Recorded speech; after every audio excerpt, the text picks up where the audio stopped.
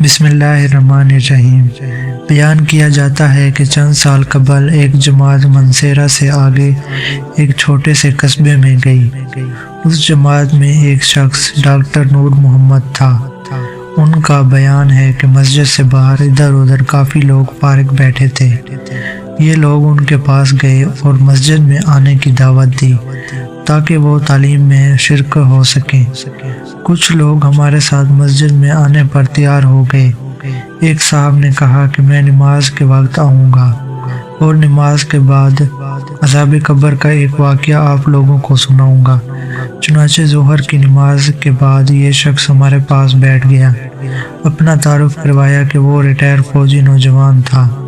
اس فوجی کا بیان ہے کہ 1970 کی جنگ میں ایک قبر میں اسلحے کا ایک عارضی ذخیرہ یعنی ایک کیمپ لگایا گیا تھا اور کچھ نوجوانوں کے ساتھ اس فوجی کی ڈیوٹی تھی۔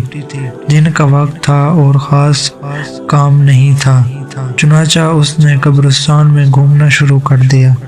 اس کا گزر ایک پرانی قبر کے پاس سے ہوا تو یوں محسوس ہوا جیسے قبر کے اندر سے ہڈیاں ٹوٹنے کی آواز آ رہی ہے۔ اس فوجی نوجوان نے بتایا کہ میں نے بندوق کے بٹ کے ساتھ قبر کی اینٹیں ہٹائیں تاکہ دیکھوں کہ یہ آواز کیسی ہے۔ جیسے جیسے میں مٹی ہٹاتا گیا آواز اور تیز ہوتی گئی اور میری دلچسپی اور خوف بھی بہت بڑھتا گیا۔ دن کا وقت تھا، روشنی خوب پھیلی ہوئی تھی۔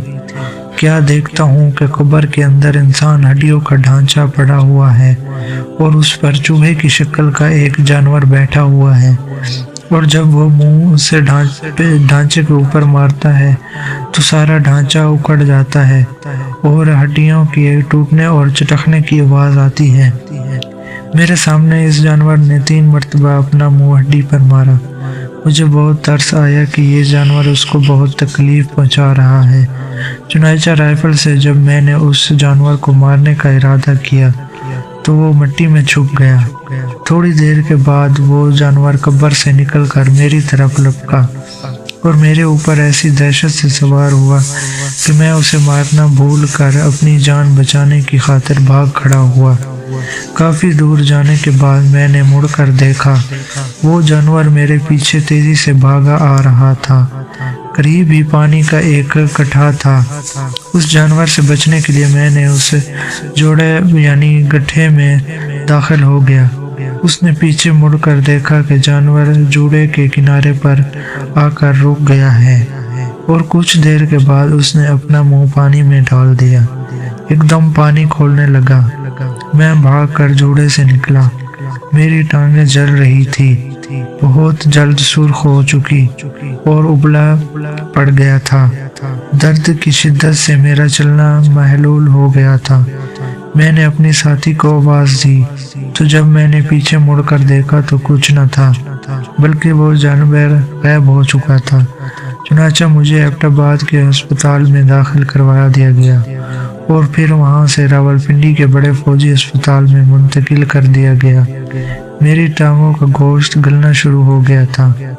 ہر وقت بلبدور پیپ اور خون راستہ رہتا تھا۔ کسی علاج سے افاقہ نہیں ہوا مگر مرض بڑھتا گیا۔ جیسے جیسے دوائی لگتی رہی ویسے ویسے جسم سے گوشت علیحدہ ہوتا گیا۔